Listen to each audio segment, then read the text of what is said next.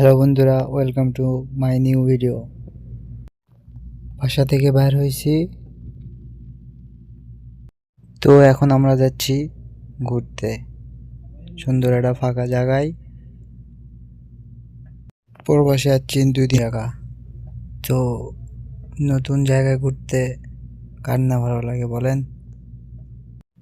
এখন যাচ্ছি ফাঁকা জায়গায়, তো চলেন।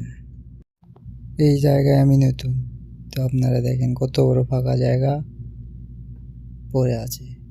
চারিদিকে কত সুন্দর সুন্দর বাড়ি, কত সুন্দর সুন্দর জায়গা, তাও আমি একা। চৈতিতে অনেক গরম, গরম বললে ভুল হইবে, প্রচুর গরম। এত গরমে থাকে কী ভাব করে ভাই? এত গরমে তো কেউ থাকা যায় না। আমি নতুন হচ্ছে, আমাকে আর এত গরম তা বলার বাইরে। তাও নিজেকে মানিয়ে নিতে হবে, যেহেতু প্রবাস জীবন। নিজেকে যদি না মানিয়ে নিতে পারি তাহলে হইব? যেহেতু এখানে কষ্ট করতে যাচ্ছি, কষ্ট করতেই হবে।